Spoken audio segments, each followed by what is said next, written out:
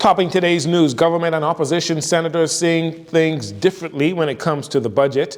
The opposition leader asks voters for your support ahead of the F&M's candidate rollout Thursday night. The National Training Agency pairing workers with employers, and new non-stop flights from Canada to the Bahamas announced today.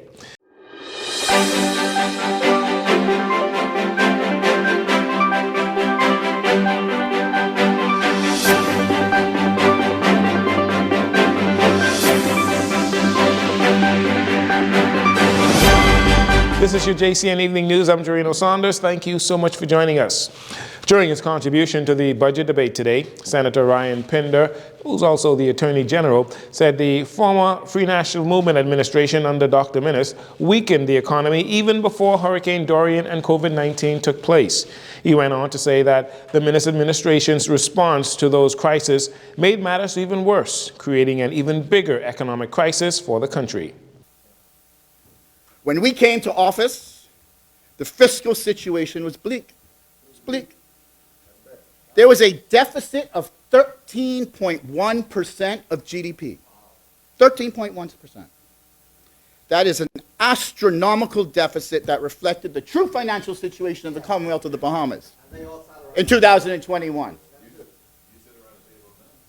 Madam President, in under 4 years, less than 4 years, we are now projecting a budget surplus for 2025-2026. Mr. Pinder said between 2019 and 2020, movements in real GDP were negative, meaning for those 2 years the economy was shrinking.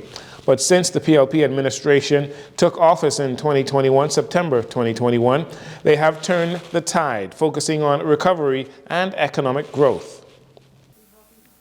Growth rebounded to 3.4% in 2024. Unemployment levels are at lows that we haven't seen in decades. Tourism is up, but it's not just up, it's thriving, thriving. We have now surpassed pre-COVID levels, welcoming more visitors than ever before. Inflation has come under control.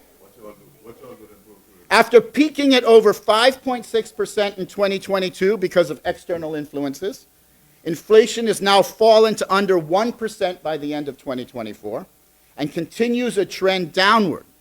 This, Madam President, is attributable in considerable part to the pointed cost management programs by the Brave Davis-led PLP administration.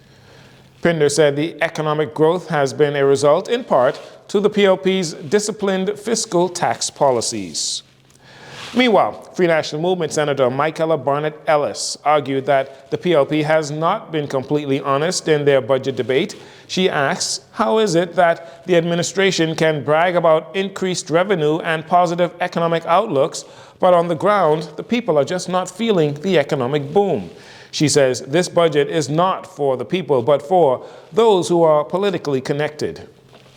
It is misrepresentation when the government talks of a budget surplus, while deliberately ignoring critical expenditure that our people need just to keep the numbers looking tidy on paper. You don't get to claim fiscal discipline when clinics are crumbling, bills are unpaid, and schools are under-resourced. That's not responsible budgeting. That's creative accounting. That's manipulation dressed up as management. But unfortunately, this government has made misrepresentation a habit. Whether it's the promises they've broken, the projects that remain stalled, or the facts that they twist to suit a narrative. But the numbers don't lie, and neither do the experiences of the Bahamians. Senator Barnett Ellis says Bahamians deserve leadership that is honest about the challenges we face and bold enough to address them. This budget, in its numbers and in its spin, demonstrates that there's a disconnect between what is claimed and what is felt. That's not the way the system is supposed to work. We are told that the economy is booming, but Bahamian people are not feeling it. The lived experience of everyday Bahamians does not reflect the narrative being spun in this budget. While the government touts progress and balance, Bahamians are still struggling to make ends meet. I've asked persons about what issues keep them up at night, and the resounding answer was the cost of living. Just this week at the food store, I overheard the cashiers talking about looking for a second job because she was living month to month and did not want to live like that. The Free National Movement senator also doubts the government's ability to achieve a projected balanced budget with a $75 million surplus. Ahead of the party's naming of its first slate of candidates for the 2026 general elections, leader of the Free National Movement, Michael Pintard, today launched an advocacy video encouraging Bahamian voters in particular, to support the Free National Movement. He expressed full confidence in his lineup of candidates, stating that they are well equipped to carry out the party's plans for the country. And that's why the candidates that we are selecting, every one of them are being challenged. They must come to public service with a spirit of humility. They must know the assignment. The assignment, well, we work for you. And we'll have no tolerance for corruption, no tolerance for arrogance, no tolerance for focusing on self rather than the people that we serve. Mr. Pintard said he recognizes that many Bahamians work extremely hard to transform the country and to make ends meet, but are still finding it very difficult. He said the Free National Movement understands their circumstances and is committed to making things better. I know that many of you are frustrated, even cynical, about hearing a new round of promises by politicians. What I'm saying to you is that no matter what has happened with anyone else, I make a commitment that as we stand together, we can change this country for the better, not just for you, but for your children, your children's children. And I promise you every day that I have the honor, the privilege to serve you, I will be fighting for you. With a promise of change, Mr. Pintard hopes to lead the Bahamas into the next chapter. Similar to Inland Revenue, the National Insurance Board has run out of patience with delinquent businesses not paying contributions, contributing to monthly cash shortfalls. Following a pep rally on Monday, NIB inspectors from the Compliance Department, they have hit the road visiting businesses on New Providence that owe outstanding contributions. National Insurance Board Director Tammy Francis says it is a part of the board's Compliance, Performance, and Recovery, or CPR program.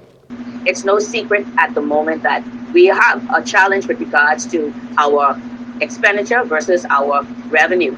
And today, NIB is no longer going to be passive. We are going to be present. We are sending our inspectors out on the road to introduce themselves to the employers, advise them as to what we have available to them. At any given month, we're paying out more in our benefits than we're taking in our contributions. So, of course, in order to continue this and in order to sustain this, we have to get those contributions from all of the employers, our employees throughout the Bahamas. So this is not a luxury for us, but this is actually a need to ensure that you and I, we have future payments whenever we retire or whenever we need NIB, because NIB is... NIB officials say they are more aggressive in their approach because some businesses have not responded favorably to the more subtle approach, which has had a negative impact on revenue generation by the fund. Francis said NIB is projected to collect approximately $400 million this year, but still the fund remains in jeopardy. She explains why. But these benefits are only sustainable if we protect the foundation they rest upon with consistent and timely contributions. Currently, our year-to-date performance has revealed some critical variances. Some employers, unfortunately, have fallen behind. Some sectors, as in the past, still remain unregistered, and some contributors still don't know where to begin. However, we must respond. So if you're a business owner and you have not been making your NIB contributions, expect to see an NIB inspector on your doorstep in the near future. And finally, in this segment, the National Training Agency continues its work to prepare young Bahamians for the job market while simultaneously improving the nation's workforce. On Tuesday, at its Gladstone Road headquarters, the NTA took it a step further and is assisting now the newly trained individuals with job opportunities. Ariana Neely tells us more in this next report. On Tuesday, the National Training Agency held its first job fair for its participating members of the 25th cohort. In this cohort, 120 candidates started, and at this point, there are 78 candidates that remain. The candidates are between the ages of 16 to 26 and came into the program to attain training for job readiness. The Assistant Director of the National Training Agency, Ione Hepburn, spoke more on the training that the agency provides. The training is there to help them learn soft skills, to help them learn employable skills, and therefore, and also to give them some, I guess what you can say, basic training. Once that training is done, and that's a total of 14 weeks, once that training is done, oftentimes what we do is we connect with employers one-on-one, or they connect with us telling us that they want people to come to their jobs. This particular cohort is the first of many to come, which means this particular, job fair is the first of many to come, because what we're planning on doing at this point is to add this as a part of the final step in the cohort. During the training, the candidates focused on many topics that led them to be eligible for the job fair. A few of those topics were self-management, job performance, time management, resume building, amongst others. There were 11 employers present conducting interviews at the NTA job fair. Hepburn highlighted a few of them. We have, we have Friendly Pharmacy, we do have Bahama, we have Royal Caribbean, we have Nesbit, we have Sammy's Chicken, and I'm trying to remember them out of my head. We have Blue Lagoon, which is also Dolphin Encounters. They also had Rima Prep Academy, Made for You Bahamas, Island Luck, AID, and Grey Cliff. The Assistant Director also states that this 14-week training is only the first stage to a lifetime development program. But the truth is 14 weeks is a short time to change a lifetime of attitude and a lifetime of behavior. So the biggest challenge is to get them to commit to the change, to get them to understand that this is an opportunity for them to move forward, and to get them to be okay with where they are and understand that, you know what, you probably will only get the first level of a job, but that's okay, because this is the first step to the future. This is a free program that the National Training Agency offers, and it is open for registration for the next cohort on September 1st for people ages 16 to 26. For Jcn News, this is Ariana Neely. Thank you for that report, Ariana. We'll take a break here. We'll be right back following these commercials.